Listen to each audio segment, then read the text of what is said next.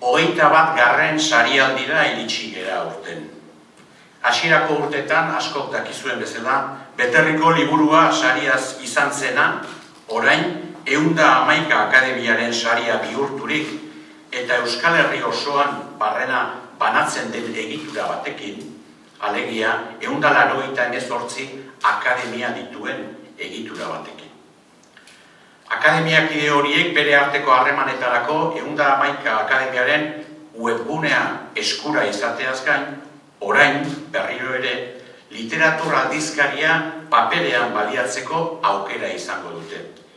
2016 urtean 111 aldizkari berriaren ibilbideari eutsi ahal izan geniolako. Beraz, sari honi dagokionez, akademiakideen iritziak webgunean ikusteko paradaz gain, 111 aldizkarian argitaratuta ikusteko aukera izango dugu guztiok. Eta beste baterako utziz 111 akademiaren beste ekimen eta asmo batzuen azalpena, gatozen orain aurtengo sarira. Aurtengo saria erabakitzeko bozketa jardunbidean 198 akademiakideetatik 102 parte hartu dute. Lehenengo bozketa txandan, 6 obra nabarmendu ziren. Miren Gorrotxategiren 33 ezkil, Juan Luis Zabalaren Txistu eta Bilok, Xabier Mendigurenen Alsina, Kirmen Uriberen Elkarrekin esnatzeko ordua, Josi Basterretxearen Begoñaren itzalpean, eta azkenik Pello Lizarralderen elur guztia. Bigarren eta hirugarren bozketak, 111 akademiak, baliatzen ditu lehenengo bozketan garaile edo nabarmendu diren obretara biltzeko eta horiek irakurri ez dituzten akademiakideek irakur ditzaten. Hori da adibide bat jartzeko nire urten gertatu zaidana. Lehenengo bozketa txanda urtarrilean hasi zanean, nik oraitik Kirmen Uriberen liburua ez nuen irakurria. Eta, bueno, aitortu beharko diot beraz, lehenengo txandan ez niola boturik eman.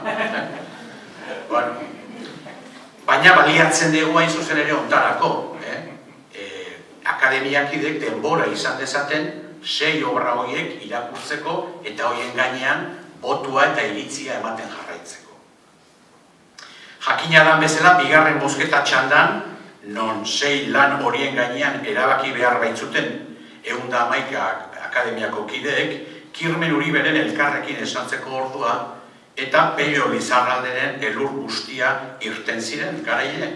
Eta azkenik hirugarren txandan, Kirmen Uriberen Elkarrekin esnatzeko ordua izan zen obra garailea. Urtero daukagun ohitura da akademiakideek irakurritako obren gainean eta irabazle gertatu den obren gainean eman dituen urtean zehar eman dituen iritzi batzuen aipamena hemen egitea. Eta ez ditugu bakarrik esaten sarituaren belarriak goxatzeko iritziak, ze batzutan iritzi, erdipurdikoak edo negatiboak ere izaten dira. Eta gaur, lehenengo iritzia izango da, erdipurdi, edo, horietakoak gainez, mintzeko gehiago bilbotar batetan. Gure Bilboko akademiakide batena. Ez da zenbakia esango akademiakidea eta bestela noizbait igual investigatu ingo dezuen hor. Honek horrela dio. Hirugarren liburu narratiboa ekarri digu Kirmen Uribek, eta besteak bezain atipikoa dela esan behar dut. Eleberritzat hartua izan da, baina ez da fikziokoa. Eta berari eta bere familiari buruz aipamenak egiten ditu. Beste liburuetan bezala. Batzuetan saiakera dela ematen du, eleberria beharrean. Ez dakit zergatik, baina kostatu zait liburuak ni harrapatzea. Hala ere, bigarren zatian lortu dut hori gertatzea. Beraz, asko eman dut liburua irakurtzen, eta askotan nagikeria sortu zait, eta beste gauza batzuk egitea lehenetsi dut. Baina azkenean, esan dudanez, lortu dut Letamendi Urrestitarren munduan murgiltzea, eta naiz eta amaieran izan gozatu egin dut irakurketarekin. Idazketaren aldetik ordea ez dago kexatzeko motiburik, bikaina delako. Beraz, gomendagarria da liburu hau, baina pazientzia eduki behar da liburuak hasieran harrapatzen ez bazaitu. Hori dio gure Bilboko Akademiakideak. Eta belardiak goxatzeko gatozen beterrira eta gatozen andoaina. Eta andoaingo akademiakide batek alaxe zion. Izugarri gustatu zait liburu hau.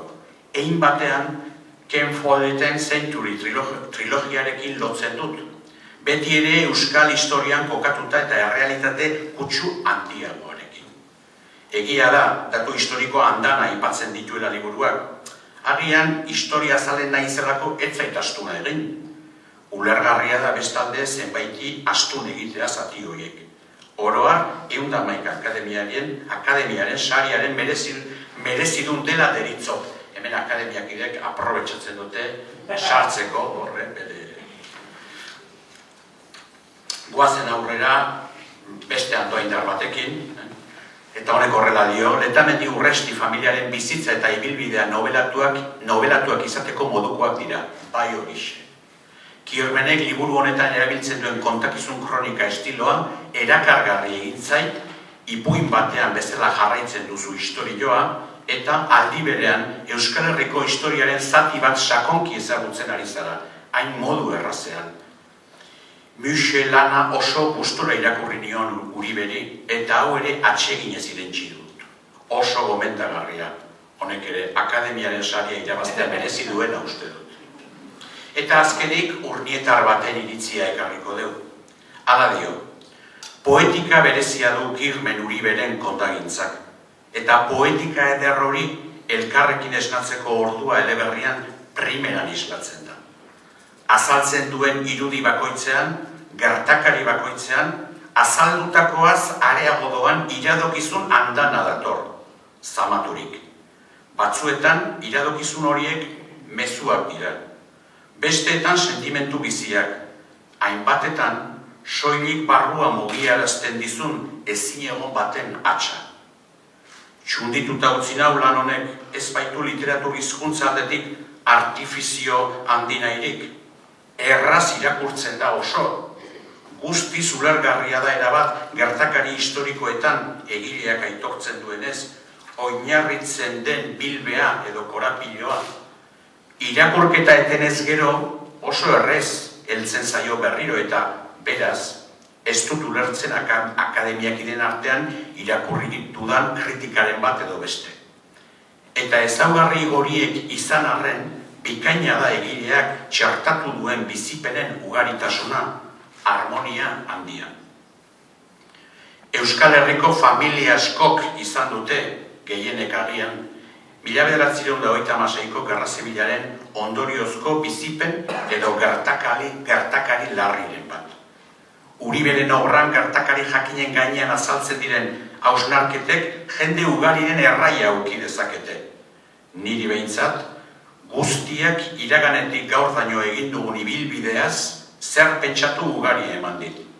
Mila esker, Kirmen, lan handi hau zure bizkar hartzeagatik. Eta iritzi aukeratu hauek azaldu ondoren, gatozen behingoz, Kirmen Uriberi 111 akademiaren sari.